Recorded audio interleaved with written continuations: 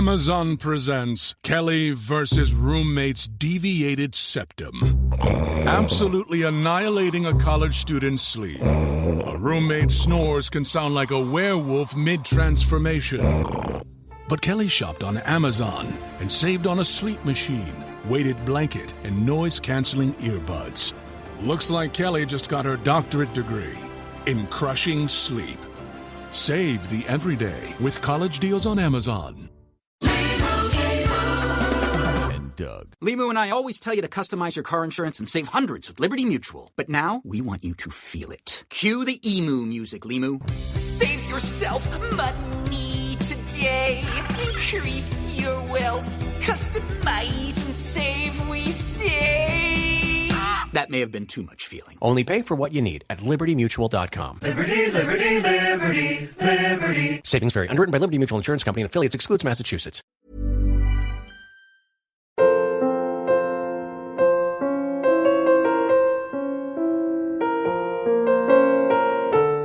Welcome to Lit Reading. I'm Don McDonald. Charles Dickens was a constant observer of the plight of his fellows and critical of the divisions between humanity's strata. In this deep and poignant parable of mankind's need to be recognized by others, he arrives at the conclusion that, in the end, despite our apparent differences, we're all the same. I hope you enjoy Nobody's Story by Charles Dickens.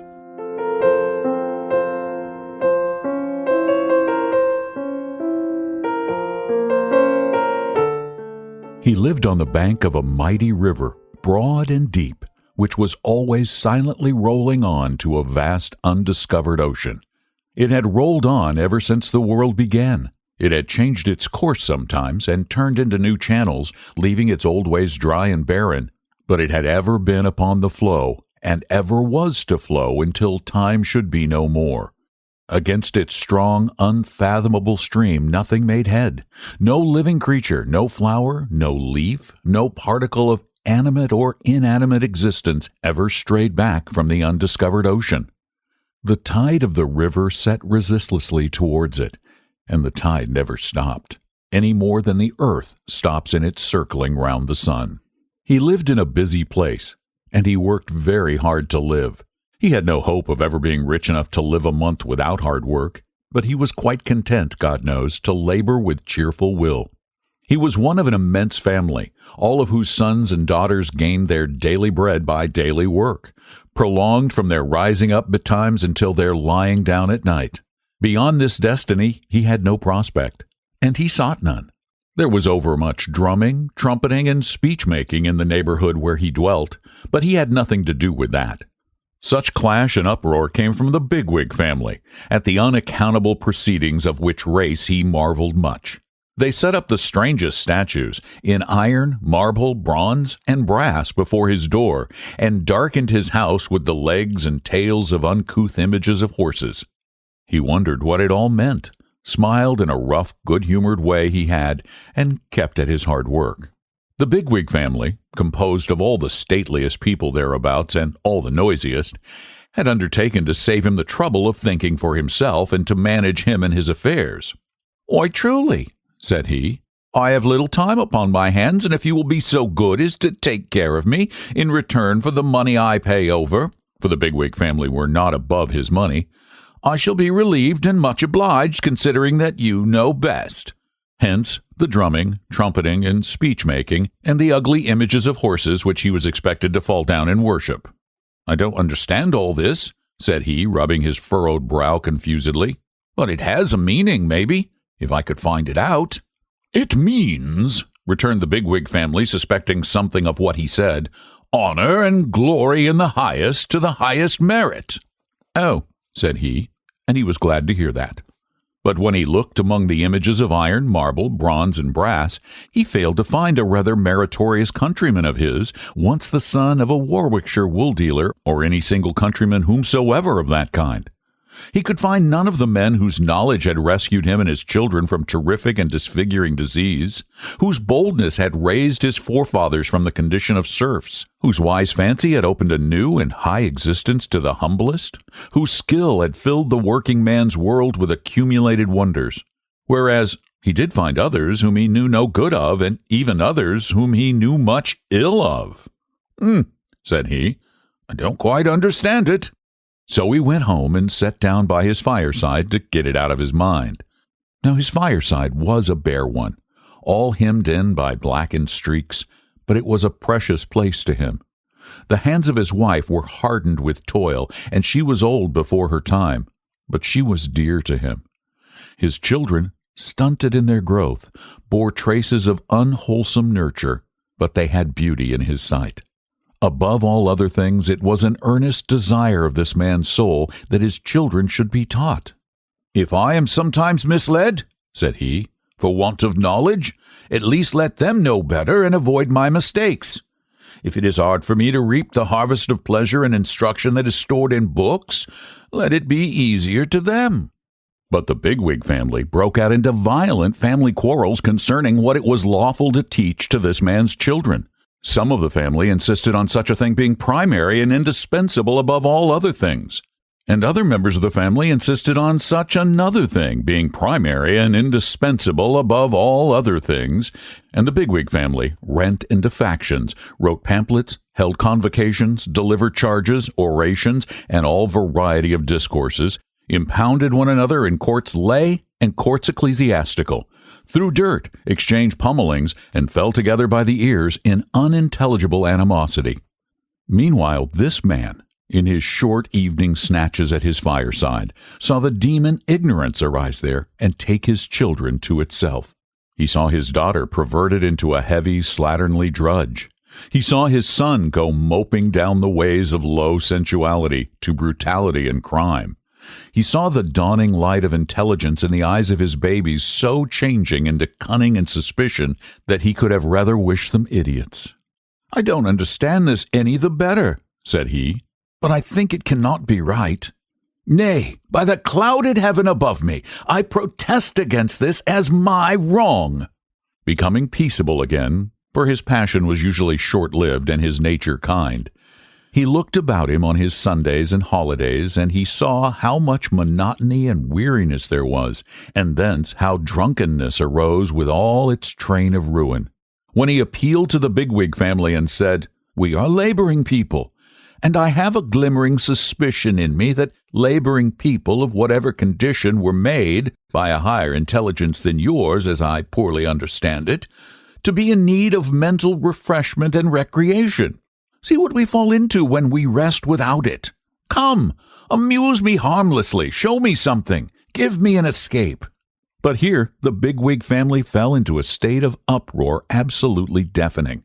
When some few voices were faintly heard, proposing to show him the wonders of the world, the greatness of creation, the mighty changes of time, the workings of nature, and the beauties of art, to show him these things, that is to say, at any period of his life when he could look upon them, there arose among the bigwigs such roaring and raving, such pulpiting and petitioning, such maundering and memorializing, such name-calling and dirt-throwing, such a shrill wind of parliamentary questioning and feeble replying, where I dare not waited on I would, that the poor fellow stood aghast, staring wildly around.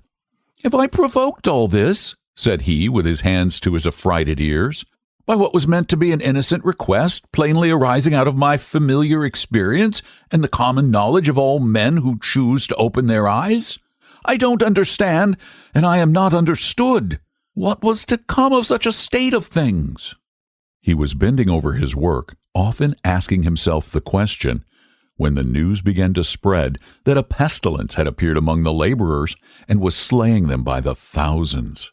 Going forth to look about him, he soon found this to be true. The dying and the dead were mingled in the close and tainted houses among which his life was passed. New poison was distilled into the always murky, always sickening air. The robust and the weak, old age and infancy, the father and the mother, all were stricken down alike. What means of flight had he? He remained there where he was, and saw those who were dearest to him die.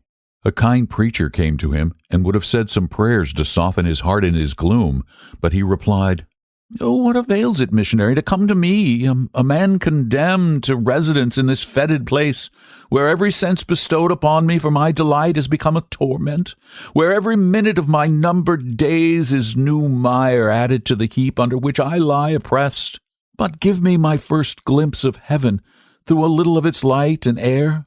Give me pure water. Help me to be clean. Lighten this heavy atmosphere and heavy life in which our spirits sink, and we become the indifferent and callous creature you too often see us. Gently and kindly take the bodies of those who die among us out of the small room where we grow to be so familiar with the awful change that even its sanctity is lost to us. And, teacher, then I will hear, none know better than you how willingly, of him whose thoughts were so much with the poor and who had compassion for all human sorrow. He was at work again, solitary and sad, when his master came and stood near to him dressed in black. He also had suffered heavily. His young wife, his beautiful and good wife, was dead, so too his only child. Master, 'tis hard to bear, I know it, but be comforted. I would give you comfort if I could. The master thanked him from his heart, but, said he, Oh, you laboring men, the calamity began among you. If you had lived more healthily and decently, I should not be the widowed and bereft mourner that I am this day. Master, returned the other, shaking his head, I have begun to understand a little that most calamities will come from us, as this one did, and that none will stop at our poor doors until we are united with that great squabbling family yonder to do the things that are right. We cannot live healthily and decently unless they who undertook to manage us provide the means. We cannot be instructed unless they will teach us. We cannot be rationally amused unless they will amuse us. We cannot but have some false gods of our own, while they set up so many of theirs in all the public places. The evil consequences of imperfect instruction, the evil consequences of pernicious neglect, the evil consequences of unnatural restraint, and the denial of humanizing enjoyments will all come from us, and none of them will stop with us. They will spread far and wide. They always do. They always have done. Just like the pestilence. I understand so much, I think, at last. But the master said again, Oh, you laboring men, how seldom do we ever hear of you, except in connection with some trouble. Master, he replied, I am nobody, and little likely to be heard of, nor yet much wanted to be heard of, perhaps, except when there is some trouble. But it never begins with me, and it never can end with me. As sure as death, it comes down to me, and it goes up from me. There was so much reason in what he said that the Bigwig family, getting wind of it, and being horribly frightened by the late desolation, resolved to unite with him to do the things that were right, at all events so far as the said things were associated with the direct prevention, humanly speaking, of another pestilence. But as their fear wore off, which it soon began to do, they resumed their falling out among themselves and did nothing. Consequently, the scourge appeared again, low down as before, and spread avengingly upward as before, and carried off vast numbers of the brawlers, but not a man among them ever admitted, if in the least degree he ever perceived, that he had anything to do with it. So nobody lived and died in the old way, and this, in the main, is the whole of nobody's story. He had no name, you ask? Perhaps it was Legion. It matters little what his name was. Let us call him Legion. If you were ever in the Belgian villages near the field of Waterloo, you will have seen in some quiet little church a monument erected by faithful companions in arms to the memory of Colonel A, Major B, Captain C, D, and E, Lieutenants F and G, Ensigns H, I, and J, 7 non-commissioned officers, and 130 rank and file who fell in the discharge of their duty on the memorable day. The story of nobody is the story of the rank and file of the earth. They bear their share of the battle. They have their part of the victory. They fall. They leave no name but in the mass. The march of the proudest of us leads to the dusty way by which they go.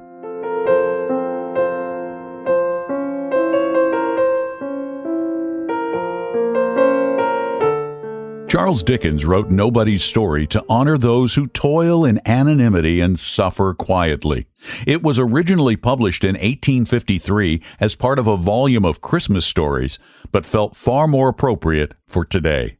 I'm Don McDonald. Thanks for listening to this edition of LitReading.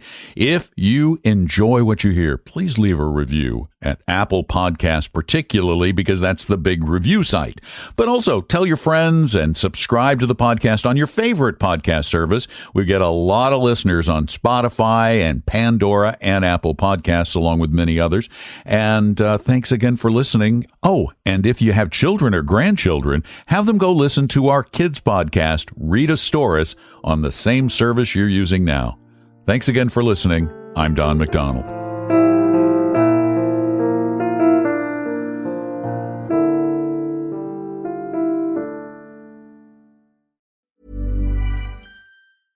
This is Paige DeSorbo from Giggly Squad. Boost Mobile gives you the same network coverage, speed, and service you're used to, just at a more affordable price. Why pay more if you don't have to? Offering reliable nationwide coverage backed by a 30-day money-back guarantee. Love your service or get your money back, no questions asked.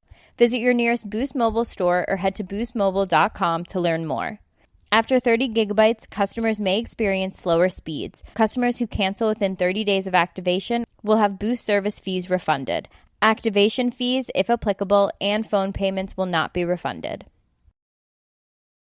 Amazon presents Yancey versus Dorm Hall Bathroom.